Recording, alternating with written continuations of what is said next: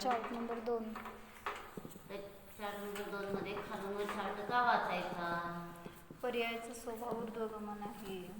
विकास ऊर्ध्वगामी असतो. पर्यायाचा ऊर्ध्वप्रत्य स्वभाव आहे. ऊर्ध्वप्रत्य म्हणजे खालून वरच पर्याय असते, मग तो ऊर्ध्वप्रत्य स्वभाव झाला. एक सांगितला विकास होताना खालून वरच होत असतो, म्हणून त्या अपेक्षेने पण खालून वर वाचायचा. तिसरं सांगितलं निषेकांची रचना पण कशी असते? खालून वरच असते, म्हणून त्याच अपेक्षेने पर्यायाला पण खालून वरच वाचायचं. आणि कारण काय सांगितलं होतं? ऊर्ध्व प्रत्यय विकास ऊर्ध्व होतो, त्याच्यानंतर निषेकांची रचना ऊर्ध्व असते.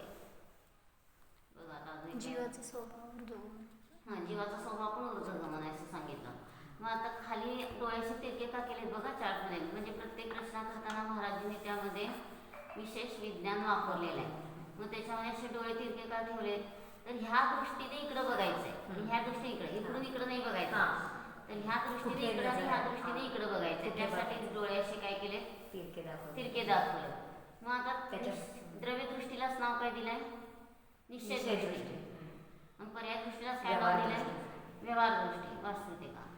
निश्चय दृष्टीने जीव, श्रद्धा गुण, ज्ञान गुण, आनंद गुण, चारित्र गुण. पण मधला ठोकळा राहिला की, ठोकळ्याला काय नाव दिलंय? द्रव्य.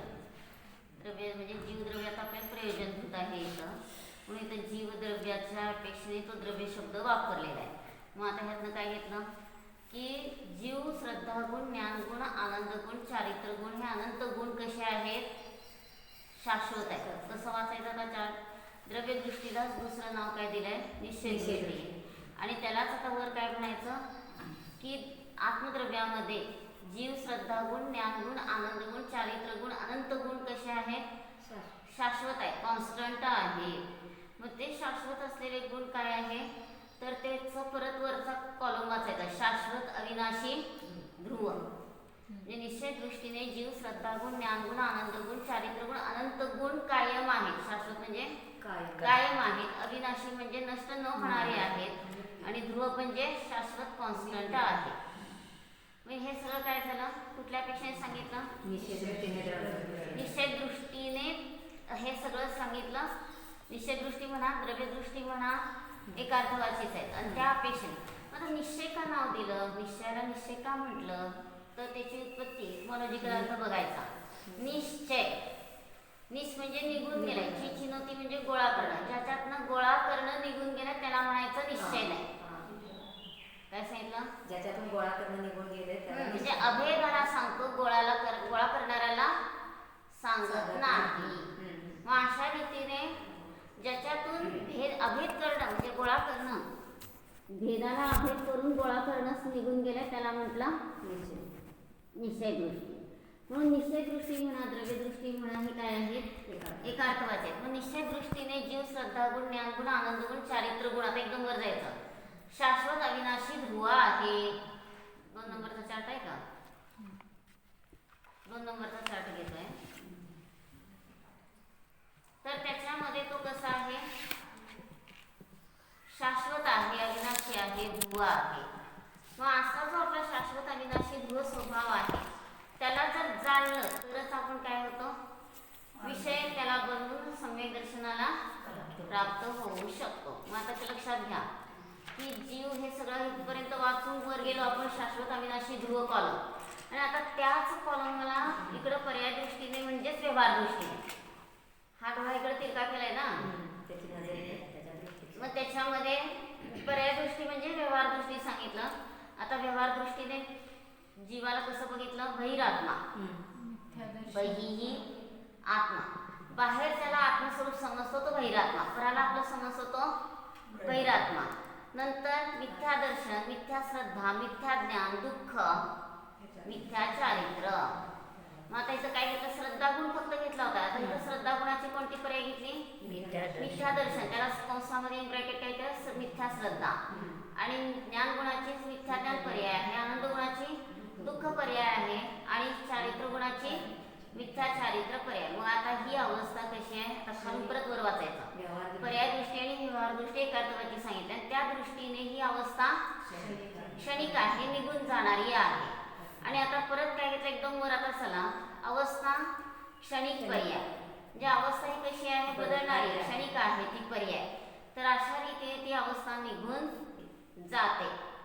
म्हणून आता काय लक्षात आलं इथं की व्यवहार दृष्टीने अवस्था बदलते पण निश्चित दृष्टीने. म्हणजे आता एकाच ठोकळामध्ये द्रव्य ठेवलंय म्हणजे जीव आहे आणि जीवाचा श्रद्धा, ज्ञान गुण, चारित्र्य गुण वगैरे अनंत गुणांचा पिंड कसं आहे, कॉन्स्टंट आहे. आणि इकडे व्यवहार दृष्टीने बहिरात्मा आहे. बही आत्मा, बाहेरलाच आपला आत्मा स्वरूप समजतो. मिथ्या दर्शन, मिथ्या श्रद्धा, मिथ्या ज्ञान, दुःख, मिथ्या चारित्र्य. आता परत इकडून वाचायचं. निश्चय दृष्टीलाच नाव काय दिलं, द्रव्यदृष्टी. आता त्याला 2 नंबरचा कॉलम वाचा. जीव, श्रद्धा गुण, ज्ञान गुण, आनंद गुण, चारित्र्य गुण कायम आहे. शाश्वत अविनाशी शाश्वत वरचं घ्यायचं. आता शाश्वत अविनाशी ध्रुव आहे. म्हणजे हे सोडायचं नाही लिंक संपूर्ण. आता पर्याय दृष्टीने काय सांगितलं, अंतरात्मा, अंतरात्मा, अस्तह आत्मा. अंतरंगातल्या आत्म्याला अनंत गुणांच्या स्टेटीला जाणतंय त्याला म्हटलं अंतरात्मा. परत पुढे काय घेतलं, सम्यक दर्शन, सम्यक श्रद्धा, सम्यक ज्ञान, सम्यक ज्ञान, असर्वज्ञ, अतींद्रिय आनंद, सम्यक चारित्र्य. तर हे सगळं काय घेतलं की ही अवस्था क्षणिक पर्याय बदलणारी आहे. वरपर्यंत जायचं, अवस्था बदलणारी. मग आता काय झाला, हा बहिरात्मा अवस्था सुटून अंतरात्मा अवस्थेला प्राप्त झाला. मग ह्यात काय करायचं, उत्पादन पण घटू शकतो. बहिरात्मा अवस्थेचा व्यय झाला, अंतरात्मा अवस्थेचा उत्पाद झाला. आणि दोन्हीमध्ये कॉन्स्टंट आहे. जीव, श्रद्धा, ज्ञान गुण, आनंद गुण, चारित्र्य गुण, अनंत गुणांचा पिंड शाश्वत आहे. त्याच्यानंतर आता परत खाली निश्चय दृष्टीला नाव काय दिलंय, द्रव्यदृष्टी. मग त्या दृष्टीने आता वर बघायचं. जीव, श्रद्धा गुण, ज्ञान गुण, आनंद गुण, चारित्र्य गुण शाश्वत आहे. वरचं शाश्वत अविनाशी ध्रुव आहे. शाश्वत म्हणा, अविनाशी म्हणा, ध्रुव म्हणा, कॉन्स्टंट म्हणा, हे सगळे काय झाले, एकार्थवाची आहेत. आणि इकडे आता व्यवहार दृष्टीलाच काय नाव दिलं, पर्याय दृष्टी. मग पर्याय दृष्टीला, व्यवहार दृष्टीलाच पर्याय दृष्टी नाव दिलं. आणि त्या पर्याय दृष्टीच्या अपेक्षेने, व्यवहार दृष्टीच्या अपेक्षेने कसा आहे तो, परमात्मा अवस्था आहे. ती अवस्था प्रत्यक्ष क्षणिक अनंत, क्षायिक अनंत, क्षायिक अनंत, सम्यक दर्शन, नंतर सम्यक ज्ञान, सर्वज्ञ, अनंत ज्ञान, अनंत अतींद्रिय आनंद, सम्यक चारित्र्य वितरा, सम्यक चारित्र्य वितरा. बरोबर जायचं लगेच. ही अवस्था बदलणारी आहे, क्षणिक आहे. ही पर्याय यह भी बीत जाएगा. मग अशा पद्धतीने काय घेतलं की श्रद्धा गुण, ज्ञान गुण, अनंत गुणाचा पिंड निश्चित दृष्टीने काय आहे तिन्ही अवस्थेत. आणि व्यवहार दृष्टीने काय सांगितलं, बहिरात्माचा वेळ झाला, अंतरात्मा झाला, अंतरात्माचा वेळ होऊन परमात्मा झाला. मग ह्या अवस्था बदलतात ह्याला म्हणायचं अनित्य अर्थक्रिया. इकडं ह्या भाषेत आपल्या 100 किती गाथा नव्हत होती, 11 ना. त्या 111 गाथामध्ये प्रवचन सारमध्ये काय वाचलो आपण, योगपद्य अर्थक्रिया. मग त्या अपेक्षेने ही काय झाली, ध्रुव स्वभाव नित्य अर्थक्रिया योगपद्य झालं. आणि अनित्य अर्थक्रिया काय झाली, व्यवहार दृष्टीने बहिरात्मा, अंतरात्मा, परमात्मा ह्या अवस्था बदलत आहेत म्हणजे ते झालं अनित्य अर्थक्रिया. मग नित्य अर्थक्रिया हा जो इकडचा अभेदवृत्तीचा विषय आहे तोच अनुभूतीचा विषय आहे. आणि बहिरात्मा, परमात्मा, अंतरात्मा ह्या सगळ्या अवस्था ज्या बदलत आहेत तो अनुभूतीचा विषय असू शकत नाही. का असू शकत नाही, अवस्था यह भी बीत जाएगा, निघून जाणार आहे. बहिरात्मा, अंतरात्मा नसेल पण परमात्मा अवस्था तरी घ्यायला हरकत नाही ना. प्रत्येक पर्याय अतिंद्रिय आनंदाची प्राप्ती होत नाही. पर्यायाच्या आश्रयाने, परमात्मा पर्यायाच्या आश्रयाने सुद्धा अतिंद्रिय आनंदाची प्राप्ती होऊ शकत नाही. म्हणून परमात्मा ही अवस्था सुद्धा अनुभूतीचा विषय होऊ शकत नाही. म्हणून आपल्याला नित्य अर्थक्रिया आणि अनित्य अर्थक्रिया समजल्यानंतर काय लक्षात येतं, नित्य अर्थक्रिया हे शाश्वत अनुभूतीचा विषय आहे. इकडला कॉलम तो पण अभिवृत्तीचा, म्हणजे त्यात अखंड वस्तू घेतली तर अनुभूती आहे. केवळ जीव, श्रद्धा, ज्ञान गुण, आनंद गुण एक एक घेतले तर काय होईल, भेदोपचार, तो पण अनुभूतीचा विषय नाही. म्हणून इकडून अखंड वस्तू घेतली तर अभिवृत्ती झाली आणि त्यालाच नित्य अर्थक्रिया म्हटलं. त्यालाच कारण शुद्ध पर्याय, कारण समयसार, कारण पर्याय, नियमसारमध्ये अशी वेगवेगळी नावं दिली आहेत. परंतु हा अखंड आत्माच अनुभूतीचा विषय आहे. आणि इकडे काय घेतलं आता, अवस्था बदलत आहे, बहिरात्मा, अंतरात्मा आणि परमात्मा. मग बहिरात्मा, अंतरात्मा, परमात्मा बदलल्या तर त्या अवस्था बदलणाऱ्या ज्या आहेत, जर एक एक पर्याय घेतले एका पर्यायातनं तर भेदवृत्ती झाली, आणि एका पर्यायातनं अखंड वस्तू घेतली तर अभेदोपचार झाला, आणि एक एक गुणभेद घेतले तर भेदोपचार झाला, आणि इकडून नित्यार्थतेच्या अपेक्षेने संपूर्ण अंशी घेतली, धर्मी घेतली तर अभेदवृत्ती झाली. आता खालचं वाक्य वाचा. वस्तु के अविनाशी अंश म्हणजे काय त्याचा अर्थ? वाचा खालचं वाक्य. वस्तू के अविनाशी अंश और क्षणिक अंश जानकर मेरा आत्मा अविनाशी ज्ञानानंदमय अनादि अनंत अनंत शुद्ध है, ऐसा विचार किया तो अभी सम्यक आनंद प्राप्त होता है. समाधान समता और शांति प्राप्त होती है और सब दुख नष्ट होते हैं. काय काय घेतलं बघा. ह्या एका वाक्यात सपुष्कळ बोललेलं आहे. वस्तू के अविनाशी अंश और क्षणिक अंश जानकर, म्हणजे ह्यात संपूर्ण विज्ञान आहे. परमनन्सी विथ चेंजेस.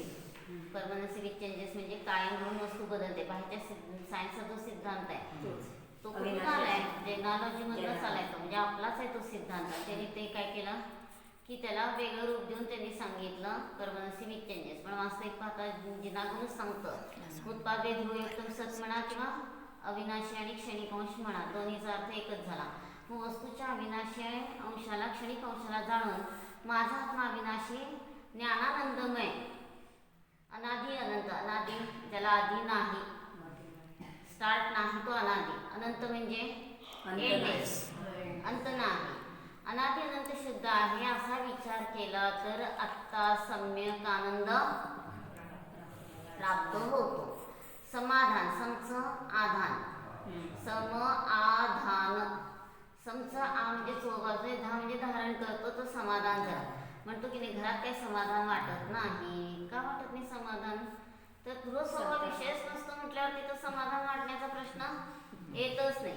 किती काही काही केलं, सगळं केलं, 24 तास राबलो तरी पण समाधान नाही आहे. म्हणजे काय तर अनुभूती घेत नाही, म्हणून तिथं समाधान वाटत नाही.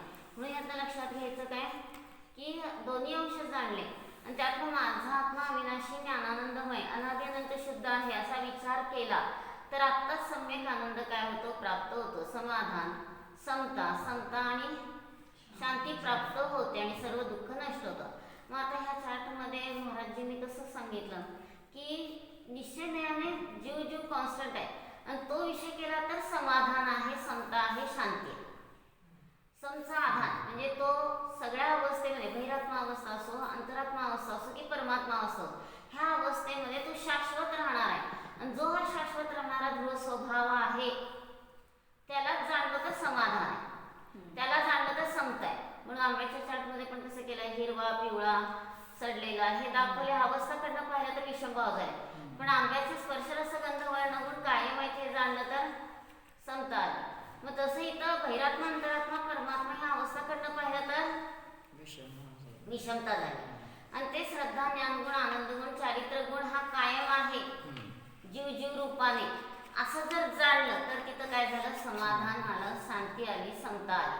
म्हणून ह्यातनं आपल्याला बोध काय घ्यायचं की आम्हाला समाधान पाहिजे, समाधान पाहिजे म्हणतो, पण स्वतःला जोपर्यंत जाणत नाही तोपर्यंत खरं समाधान मिळत नाही. म्हणून फुलचंद शास्त्रींकडं फॉरेनर आले ते 2 आणि त्यांनी तिकीट पण काढलं होतं. तर त्यांना सांगितलं की आता आम्हाला वेळ नाही आहे तुमचं ऐकत बसायला, फक्त आम्हाला 1-2 वाक्यात सांगा, काही 1-2 शब्दात सांगा. तर जिन धर्म म्हणजे काय सांगितलं? स्वतंत्रता, स्वतंत्रता आणि स्वाधीनता. एवढे 2 शब्द सांगितल्यावर त्यांना ते इतके ॲप्रिशिएट झाले की त्यांनी तिकीट कॅन्सल करून जिन धर्म शिकून त्याचं रहस्य त्याचं रहस्य काय आहे? स्वतंत्रता, स्वाधीनता. स्वतंत्र, स्वतःच्या ज्ञानदर्शन तंत्रानुसार राहणं हे झालं स्वतंत्र. आणि स्वाधीनता म्हणजे काय आहे? जो आमचा अनादि अनंत कारण परमात्मा आहे त्या स्वतःच्या अधीन राहणं म्हणजे स्वतःला विषय करून जाणणं हे झालं. मग आता हा दुसऱ्या नंबरचा चार्ट आपल्याला काय करतो? जीवनात काय उपयोग आहे? तर बहिरात्मा, अंतरात्मा, परमात्मा ह्या अवस्था यह भी बीत जाएगा म्हणजे अशुद्ध अवस्था असो की शुद्ध अवस्था असो ती निघून जाणारी आहे. आणि त्यामध्ये ज्ञानदर्शन अनंत गुणांचा पिंड इकडून पाहिलं तर तो तसा आहे, कायम आहे. आणि कायम असणाऱ्याला जाणलं तर नित्यार्थ क्रिया कळाली. आणि जर आम्ही अवस्थेलाच पाहत राहिलो, गुणभेदांनाच पाहत राहिलो तर अनुभूती होणार नाही. मग खालचं वाक्य काय मी इकडून निश्चय दृष्टीने पण जाणलं, इकडं व्यवहार. व्यवहार दृष्टीने पण जाणलं. मग दोन्ही अंश जाणून माझा आत्मा अविनाशी ज्ञानानंदमय अनादि अनंत. आदीमध्ये काय सांगितलं? आदी नाही म्हणजे स्टार्ट नाही, स्टार्टलेस. अनंत म्हणजे एंडलेस.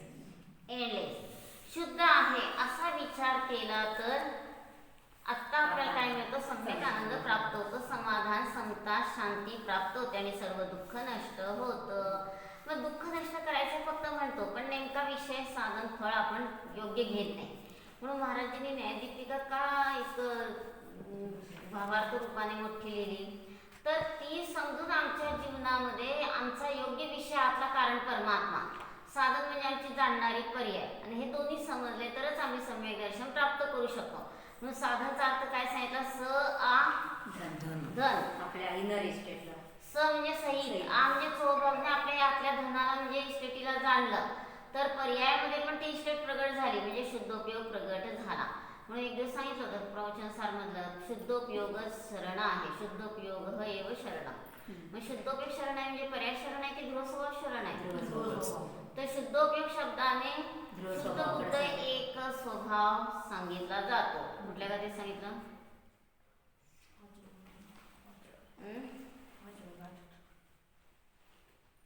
किती? काय समय सातच्या उपयोग शब्दाने 181 गाथेमध्ये सांगितलंय. काय सांगितलं? की उपयोग शब्दाने वाच्य शुद्ध बुद्ध एक स्वभावी आत्मा सांगितलाय.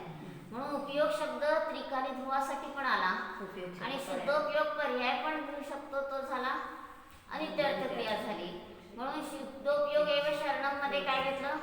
त्रिकाली ध्रुव स्वभाव विषय घेतला, तर तो काय झाला? विषय झाला. आणि शुद्धोपयोग शरण आहे म्हणून पर्याय प्रगट करण्यायोग्य शरण म्हणायचं. मग प्रगट करणे. प्रगट करण्यायोग्य शरण आहे, पर्याय तर काही शरण उपयोग नाही. म्हणून ती प्रगट करण्यायोग्य शरण आहे असं म्हटलं तर ते काय झालं? पर्यायाच्या अपेक्षेने अनित्य अर्थक्रिया झाली. म्हणून हे 2 नंबरचा चार्ट. आता लिंक कशी घ्यायची? पहिल्या नंबरच्या चार्टमध्ये सराग सम्यक दर्शन, वितराग सम्यक दर्शन, 4 अनुयोगाच्या अपेक्षेने परिभाषा सांगितली. दुसऱ्या चार्टमध्ये काय सांगितलं? बहिरात्मा, अंतरात्मा आणि परमात्मा हे भेद सांगितले. आणि त्याच्यामध्ये काय आहे? जीव, श्रद्धा, ज्ञान, आनंद, गुण हा सगळा काय आहे? कायम आहे. आणि जो कायम आहे त्याला जाणलं तरच आम्ही सम्यक दर्शन प्राप्त करू शकतो. आणि सारखं अवस्था भेदांना जाणलं तर? परवा डॉक्टरांनी विचारलं, राजू डॉक्टरांनी, की समयसारमध्ये कुठं असं शब्द स्पेसिफिक आलाय की ध्रुव आत्म्याला दाखवतात, प्रत्येक गाथेमध्ये विषय दाखवला आहे असं. त्यांना कुठल्या माताजींनी विचारलं, म्हणे आधार दाखवा. मग निश्चय दाखवतात म्हणजे ध्रुवात्मा दाखवतात. निश्चयाचा वाच्य अर्थ काय? ते आता आपण गत वगैरे लावतो ना, एकत्व निश्चय गत, त्यांनी ते पर्यायकडे लावतायत. गतचा अर्थ किंवा असलेला, समय, स्वसमय, परसमय हे सगळं पर्यायाचं वर्णन आहे. ध्रुवाचं वर्णन आहे असं कुठं सांगितलं असं सांगतो. स्वसमय परसमय ठीक आहे की पर्यायाचं वर्णन आहे. तिसरं पण लगेच त्या सांगितलं नाही का? दोन जो येतं अवस्था बाध्य कुठून ते. निर्माण होतात? ध्रुवदृष्टीतनं म्हणजे स्वभावातून निर्माण होतात. म्हणून एका पेक्षाने ते ध्रुवाचं पण त्यामध्ये गर्भित आहे वर्णन. आणि हे आता एकत्व निश्चयमध्ये असलेला हा शब्द घेतलाच आहे तिथं 5व्या गाथेमध्ये. तर ते कसं येतं? एकेंद्रियादी अवस्था सुसंवाद. ते तिसऱ्यातच घेत सांगा. तर तिसऱ्या गाथेमध्ये आलं. जयसेनाचार्यांच्या टीकेत हे तिसऱ्या गाथेमध्ये, एकेंद्रियादी आदी पर्यायामध्ये, दुसऱ्या गाथेमध्ये, तिसऱ्या गाथेमध्ये एकेंद्रियादी अवस्थेमध्ये ध्रुव स्वभाव सुंदर आहे हे तर स्पष्टच झालं इथं. आणि परत 5व्या गाथेमध्ये काय सांगितलं? तमी येत विहत्तम दाय, त्या एकत्व विभक्त आत्म्याला मी दाखवून देतो. मग एकत्व विभक्त आत्म्याला दाखवून देतो म्हणजे ते सगळं फिलिंग तर पुढच्या सगळ्या गाथांमध्ये घ्यायची, 415 गाथेपर्यंत घ्यायची. फक्त 5व्याच गाथेत सांगितलं असं काही नाही.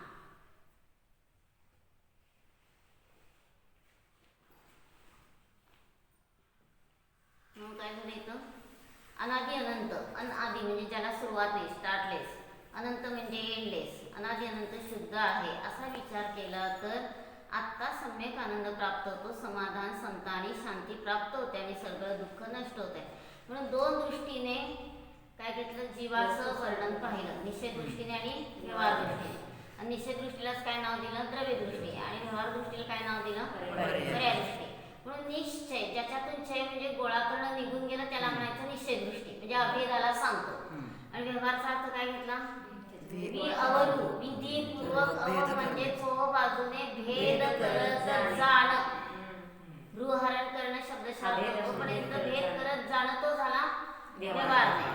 म्हणून निश्चय दृष्टीने अभेद दाखवला, व्यवहार दृष्टीने भेद दाखवला. आणि दोन्ही समजून घ्यायचं आणि आश्रय निषेध. दोन्ही समजून घेतलं तर आगम भाषा झाली. आणि त्यातनं आपल्याला निश्चयच अनुभूतीचा विषय उपयोगी आहे, व्यवहार नाही, ही झाली अध्यात्म भाषा. अध्यात्म भाषा. मग अध्यात्मामध्ये काय सांगितलं होतं? अधिक आत्म, 3 अडीच शब्द आहेत. त्या आत्मा शब्दामध्ये 2 शब्द आहेत. आत्मा तहलंत आहे आणि मा पूर्ण आहे. ह्या 2 अक्षराने आपली आतली स्टेट दाखवून दिली. मग असा जो आपला कारण परमात्मा आहे तोच आम्हाला अनुभूतीचा विषय आहे. मग अध्यात्म दृष्टी निरीक्षण पद्धती, परीक्षण पद्धती, आणि आगम दृष्टी निरीक्षण. वस्तूमध्ये काय काय अवस्था आहे, व्यवस्था आहे सांगतो तो आगम दृष्टी निरीक्षण पद्धती. आणि वस्तूत आम्हाला काय प्रयोजनभूत आहे, अध्यात्म भाषा ही अध्यात्मच भाषा सांगितली जाते, तीच परीक्षण पद्धती आहे. आणि तेच आम्ही समजून जर स्वतःच्या जीवनात उपयोग केला तर आम्हाला आत्ता पण शांती आणि पुढं पण शांती. आणि ह्या तन मन धनाचा उपयोग आपण विभावासाठीच करू लागलो तर आत्ता पण दुःख आहे आणि पुढं पण दुःख आहे.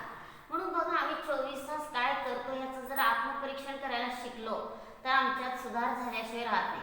आत्मपरीक्षण करत नाही म्हणून आम्ही वाहवत चाललो. जर आत्मपरीक्षण केलं तर आमच्या जीवनामध्ये बदल झाल्याशिवाय राहत नाही. योग, मनोयोग, वचनयोग त्याचा उपयोग केला, हे सगळं आपण विचार करत नाही. विचार करत नाही म्हणून आपलं काय चाललंय, दिवसभराचा वेळ वाया चाललाय, आपलं सगळं तन मन धन पण वाया चाललंय.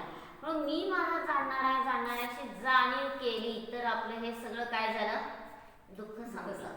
आणि जर ही जाणीव केली नाही तर आपल्याला आता पण दुःख आहे, पुढं पण दुःखच आहे.